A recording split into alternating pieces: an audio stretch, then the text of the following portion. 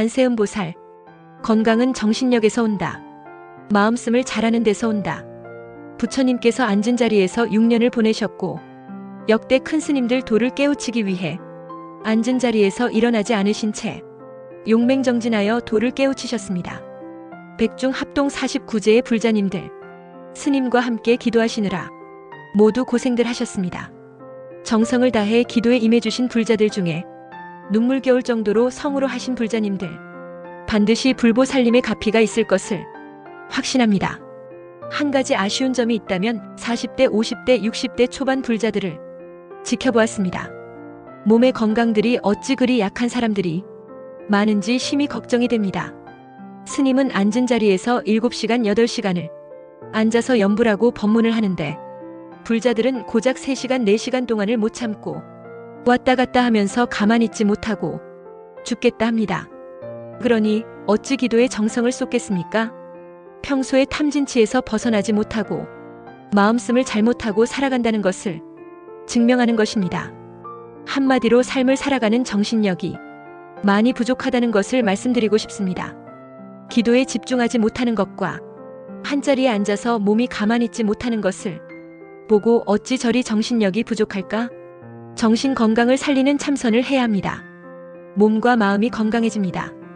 마음씀을 잘할 수 있는 것은 참선입니다. 마음씀을 잘해야 건강하게 살 수 있습니다.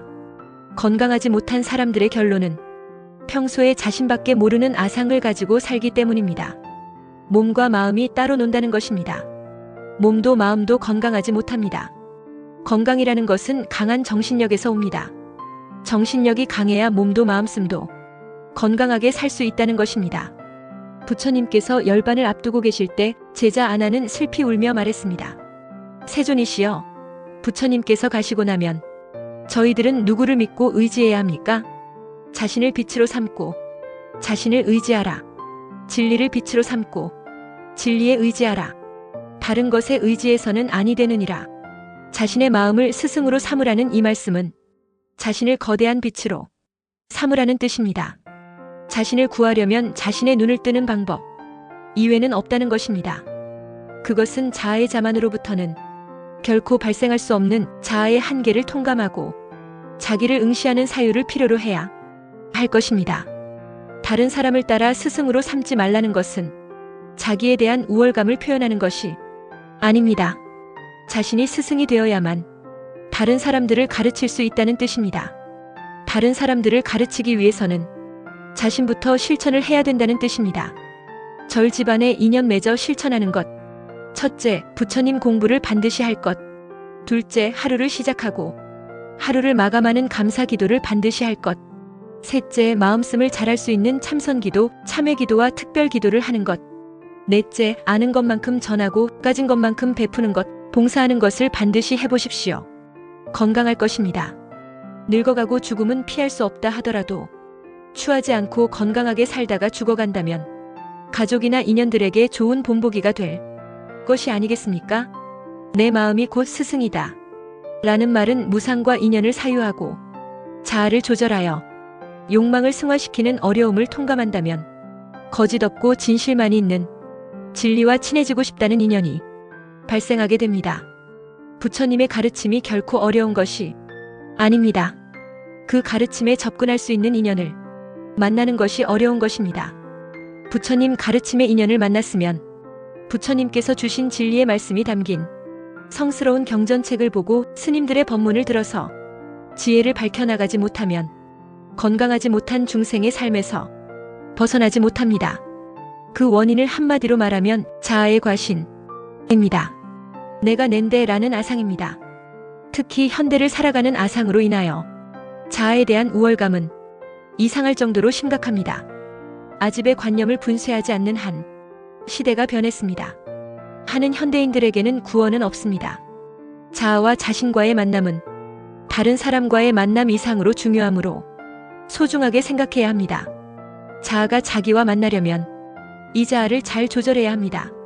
자아의 조절이란 탐, 진, 치로부터 생겨나는 몸의 행동, 입의 말, 생각으로 죄를 짓는 세 가지 업을 조절하는 것입니다.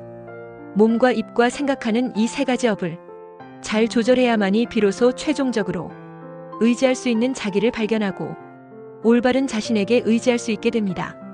이것이 자기를 완성하는 것입니다. 몸도 마음도 건강하게 살 수 있습니다. 팔정도의 정어에 보면 몸의 행동도 바르게 하고 바라보는 눈도 바르게 보아야 하지만 입으로 말을 하는 것이 더 중요합니다. 건강을 해치는 것 중에 말하는 것 때문에 오장육부를 해치는 것이 많다고 합니다. 일법탈과 위망어인, 불면우세 미약불경, 하나의 법도 지키지 못하고 법을 벗어나서 망어를 사용하는 사람은 후세의 고통을 면하지 못하고 악한 행동을 고치지도 않는다. 부당추원 언당회보, 악왕활의 도장귀구, 추한 말을 하지 말라. 그것은 당연히 자기에게로 돌아온다. 악이 가면 화로 돌아오니 칼과 몽둥이를 불러들이는 것과 같다. 절 집안에 인연 맺은 불자들 중에 입을 가만히 있지 못하고 말부터 앞서서 함부로 하여 잘못하는 불자들이 있습니다. 눈으로 보는 동시에 귀로 듣는 동시에 가장 가까운 사람들과 입을 맞추기 시작하면서 구업을 짓습니다. 그 업으로 인해 자신의 건강은 물론이요 가족의 건강까지 해치게 되고 다른 일들로 힘들어지게 되는 원인이 됩니다. 건강은 조심한다고 건강해지는 것이 아니므로 마음씀을 잘하는 정신이 건강해야만 육체의 건강까지 좋아진다는 것입니다. 중생이 아프고 건강하지 못한 이유는 업에서 찾아든다는 사실만 깨우치면 됩니다. 부처님 공부하십시오. 하루도 멈춤이 없는 감사기도 하십시오. 그리고 업장을 녹이는 특별 기도와 나눔과 봉사를 하십시오. 아무리 힘든 기도나 힘든 일을 하더라도 잠깐 힘들다가 회복이 됩니다. 믿고 해보십시오. 나무관세음보살. 두 손 모읍니다.